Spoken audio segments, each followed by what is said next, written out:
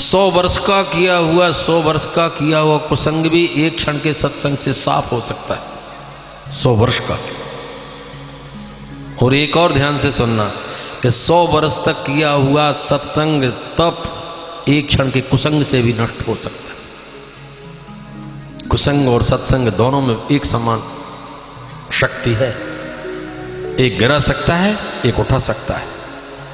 इतना उठा सकता है, इतना उठा सकता है कि वो भगवान के धाम में ले जा सकता है। इसलिए महर्षि वाल्मीकि ने लिखा, एकैकमक्षरम पुंसाम महापातक नाशनम। एक अक्षर भी यदि कान में पड़ जाए तो बड़े से बड़े पापों का शमन कर देता है। एतावता भैया संसार के चलते क्रम में समय निकाल कर भगवान की कथा से, भगवान के नाम से, भगवान की लीला श्रवण करने से जुड़ने की आवश्यकता है। क्यों कि कलिकाल के ये कलिमल और मनोबल, ये हमारे किए हुए कर्मों के विपाक हैं, इनका धुलना संभव नहीं हो सकता है, चाहे आप कितने भी प्रयत्न करो। जीवन मुक्त महामुनि जीव हरिगुण सुने निरंतर तेव। जीवन मुक्त महात्मा भी बैठते हैं, कथा श्रवण करते हैं। उनसे कहा, आप तो जीवन मुक्त हो गए, आपको कथा श्रवण करने की आवश्यकता क्या है? अरे कहा, भैया हवा चलना कभी बंद नहीं होता और धूल उड़ना कभी बंद नहीं होता है, इसलिए मैल तो लगता ही रहता है। उसकी सफाई के लिए भगवान के कथा के रस में डूबना पड़ता है। शंकर भगवान जैसे महाराज कुंभ ऋषि के आश्रम में कथा सुनने जाते हैं, काकभूषण जी से कथा सुनने चले जाते हैं। कथा का कोई रस होगा, कथा की कोई विशेषता होगी, इसलिए कथा की इतनी बड़ी महिमा है। बहुत ध्यान से सुन लो आप कान खोलकर। जिस समय यमराज धर्मराज के सामने जीवात्मा पहुंचता है तो पहला प्रश्न होता है चित्रगुप्त से कि इसने एकादशी व्रत कितना किया। यहां से बात आरंभ होती। अब आप कल्पना करो कि इसकी कितनी बड़ी महिमा होगी। सर्वाणि पापानि तिष्ठन्ति, जितने भी अन्नमाश्रित तिष्ठन्ति, जितने भी पाप हैं, ब्रह्म हत्यादिकानि च, बड़े बड़े जितने पाप हैं वो एकादशी के दिन अन्न में आकर के बैठ जाते हैं। और जो अन्न का ग्रहण करता है उसे सारे पापों का दोष लग जाता है। इसलिए शक्ति शरीर में सामर्थ्य है, एकादशी के दिन सभी को व्रत करना चाहिए। 8 वर्ष से लेकर 8 वर्षात 80 वर्षाणी, वृद्धावस्था में जब तक शरीर में सामर्थ्य है तब तक एकादशी को अन्न का त्याग करो। कोटि कोटि अपराधों का शमन एकादशी के व्रत से हो जाता है। बहु बेटियों में एक बात चलती है, महाराज जी हम सौभाग्यवती स्त्रियां हैं। हाँ हाँ, सौभाग्यवती स्त्री व्रत कर सकती है। पढ़ो आप, हमने एकादशी व्रत और पारण निर्णय लिखा है, उसमें ये सारी बातें लिखी कि कौन कौन एकादशी कर सकता है, कौन नहीं कर सकता है, वो भी लिखा है। एकादशी का व्रत गर्भवती बहु बेटी को नहीं करना चाहिए। जिसके पेट में बच्चा पल रहा है उसे व्रत मना है। जिस बहु बेटी का बच्चा उसके दूध से पल रहा है उसे एकादशी का व्रत नहीं करना चाहिए, उसे अन्न खाना चाहिए। क्यों? उस बालक की सुरक्षा की बात है। असाध्य रोगी हो और वैद्य ने परामर्श दिया है कि तुमको दाल खाना पड़ेगी और दवाई लेना पड़ेगी, तो उसे ले लेना चाहिए अन्न। क्योंकि शरीर माध्यम खलु धर्म साधनम। यदि आपका शरीर बचा रहेगा तो आगे बहुत धर्म करोगे, बहुत पुण्य करोगे। और यदि शरीर चला गया या शरीर में कोई ऐसा विकार हो गया तो आगे की होने वाली आपकी धर्म की सारी क्रिया समाप्त हो जाएगी। इसलिए शरीर के साथ हट नहीं करना चाहिए। बहुत ध्यान से सुनो, जिनके शरीर में सामर्थ्य है, सामर्थ्य रहते धर्म का पालन नहीं करते, उनको दोष लगता है। और जिनके शरीर में सामर्थ्य नहीं है, इसके बाद वो धर्म करते तो उनको भी पाप लग जाता है। आपको निमोनिया था, डॉक्टर ने मना किया था, और आप फिर भी कह रहे हैं कि आज तो अमावस्या है, हम तो नर्मदा में स्नान करेंगे।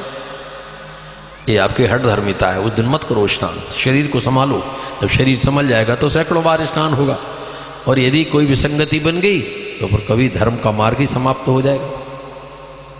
इसलिए गर्भवती स्त्री को, अत्यंत वृद्ध को, छोटे छोटे बालकों को जिनकी कोमल वृत्ति है, इनको एकादशी का व्रत शास्त्र ने मना किया है। उन्हें अन्न दिया जा सकता है। चावल का तो अति निषेध है। 10वीं एकादशी में चावल नहीं लेना चाहिए। समझो आप, ये बातें आपको कोई पाठ्यक्रम नहीं बताएगा, आपको कोई शासन की शिक्षा पद्धति नहीं बताएगी। ये तो आप जब ये करोगे तब आपको पता लगेगा कि यहाँ क्या लिखा हुआ है। ये तो आप ही के ऊपर है कि आप समझोगे, समझ पाओगे तो इनकी समझ में आएगा। श्रीमद् भागवत महापुराण के 9वें स्कंद में स्वयं अम्बरीश जी की कथा से एकादशी व्रत की महत्ता का वर्णन लिखा हुआ है। कितना बड़ा प्रभाव है उसका कि दुर्वासा का चक्षु दर्शन भी कुछ नहीं कर पाया था। बिहार के एक व्यक्ति को तभी उनका लेख आया था कि खेत में 2-4 लोग बैठे थे तो एक 2 व्यक्ति जा रहे थे। एक व्यक्ति उन्हीं के गांव का था पर वो मर चुका था। उन्होंने देखा कि भैया ये व्यक्ति तो मर गया था, ये जा रहा है। अरे कहा चलो पूछें इससे। आवाज लगाई, अरे कहा भैया तुम मर गए थे? कहा हाँ मैं मर गया था। फिर कहा मुझे यमराज ने दूत बना लिया है। कहाँ जा रहे हो? कहा अपने गांव में एक नवयुवक है, वो मरने वाला है, उसकी प्राण लेने जा रहे हैं। वो तो बिल्कुल ठीक है, अभी घूम रहा था। हंसने लगा, कहा ऐसे घूमने से क्या होता है? वो बैल छोड़ने जाएगा, मैं बैल के सींग पर बैठ जाऊंगा, ऐसा सींग मारूंगा पूरी हथड़ियां बाहर आ जाएंगी, एक क्षण नहीं लगेगा और प्राण चले जाएंगे। कांप गए। कहा भैया तुम यमलोक में रहते हो, हमको बताओ तो हम क्या करें कि यमलोक न जाना पड़े। उनका आया है, पूरा पता लिखा हुआ आया। उसने कहा भैया यदि अपना कल्याण चाहते हो और यमराज की यातना से बचना चाहते हो, यमलोक से बचना चाहते हो, तो एकादशी का व्रत करो। पहली बात, वहां इसकी बड़ी पूछताछ होती है। और दूसरी बात है कि अपने पेट में कभी भी भूल करके मांस और मदिरा ये न चली जावे।